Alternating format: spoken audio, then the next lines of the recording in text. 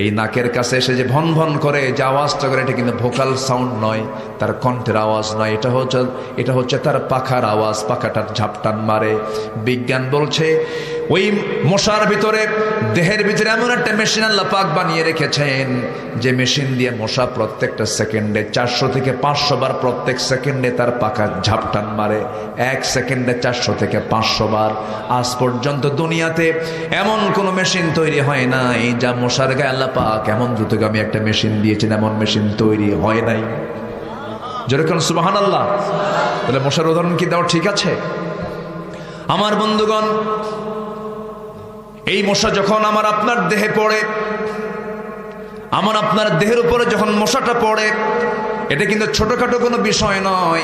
এই চামড়াকে ভেদ করে রক্ত বের করে আনা এত সহজ কিন্তু বিষয় নয়। অনেক লম্বা একটা অপারেশন। এটা কিন্তু ছোটখাটো কোনো অপারেশন নয়, বহু জটিল অপারেশন। সামান্য চিমটি কাটলে আমার লেগে যায়, কিন্তু সে চামড়া ভেদ করে রক্তগুলো শুষে আনতেছে। এখানে অনেক কিছু আছে। আমার বন্ধুগণ, মশা যে কামড় মারে, মশা যে হুলটা ফুটায় দেয়, এটাকে সুর বলা হয়। এই সুরের মধ্যে মেডিকেল সায়েন্স বলছে, সায়েন্স বলছে এই মশার সুরের মধ্যে 6টা ভাগ আছে, 6টা অংশ আছে। কয়টা অংশ বলেন? 6টা অংশ মিলে একটা সুর। সে যখন কোনো মানুষের দেহের উপরে পড়তে নেয়, আস্তে করে পাখাটা বিছায়া দিয়ে বিমানের মতো করে আসে, আস্তে করে এসে পড়ে, আপনাকে ফাঁকি দিয়ে কিন্তু পড়ে, আপনার জন্য চোখে না দেখেন।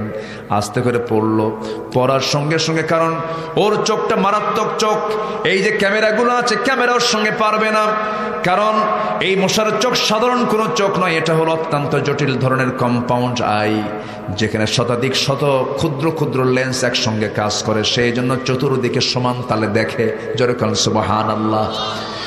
এবং এই মশার চোখকে রিসার্চ করে আজকে defence drone, self driving car, robotic vision সিস্টেমগুলো মশার এই চোখ থেকে আবিষ্কার করা হয়েছে।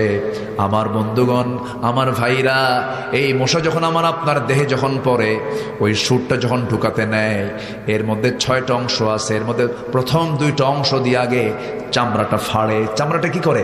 ফেড়ে ফেলে।